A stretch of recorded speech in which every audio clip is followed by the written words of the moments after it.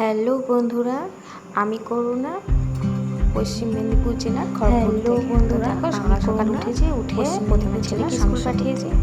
ছেলেকে স্কুল পাঠানোর পর তোমরা কি ভাবছো আমি কাজ করেছি? একদমই না। যেই দেখেছি শাশুড়ি মা উঠোন ঝাড় দিচ্ছে, তখন কিন্তু আমি গিয়ে 1 ঘন্টা ঘুমিয়ে নিয়েছি। তো ঘুম থেকে উঠে দেখলাম এদিকে মামা শ্বশুর আসছে, তাই সবার জন্য চা বানিয়ে নিচ্ছি। আর আমার শ্বশুরমশাইকে চা দেওয়া হয়ে গেছে, আর এখন আমি বানাচ্ছি আমার শাশুড়ি মা, আমার বর, আমার জন্য।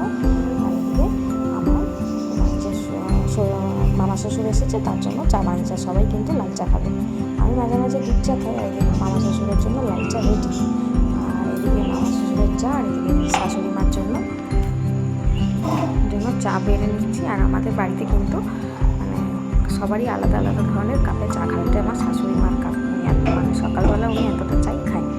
তো এদিকে সবাইকে চা দিয়ে, আর এদিকে দেখো আমার পাখির খাবারের বাস্কটায় খাবার শেষ হয়ে গেছিলো, দেখা হয়নি। তো খাবার দেওয়ার পর কীভাবে খাচ্ছে দেখছো, মানে কতটা খিদে পেয়ে গেছিলো ওদের। আর এদিকে যাই হোক সমস্ত কাজবাজ সেরে চলে এসেছি দুপুরে রান্না করতে।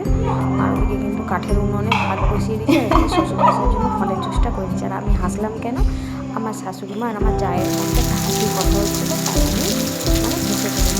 তো যাই হোক রান্নাবান্না করবো উনুনের সাথে সাথে। আর দেরি দেখো কি সুন্দর হয়ে গেছে। হঠাৎ করে কিন্তু মুসুলধারা বৃষ্টি নেমে গেছে। কটা বাজে না, 12:30 কি 1টা বাজে। তো ওইদিকে বাইরে যেহেতু ভাত হচ্ছিল কাঠের উনানে, আমার কী অসুবিধা হচ্ছিলো বারবার দিতে পারছিলাম না। ভাবছিলাম উনুনে ডালটাও বসাবো, তো সম্ভব আর হয়নি। আর এদিকে ওয়েদারটা দেখতেই পাচ্ছি আমাদের বাড়ি চারিদিকে, কিন্তু আমাদের বাড়ি উঠলাম।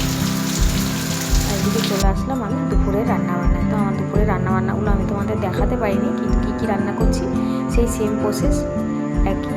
আলু পটল এক ভাগে, মানে 2 ভাগে করেছি, একটা আলু ছাড়া একটা আলু পটল ছাড়া। বাড়িতে থোড় ছিল, সেই থোড়টাও 2 ভাগে করেছি। আর এখানে আমার ছেলের জন্য একটু ডাল সিদ্ধ করেছি। আর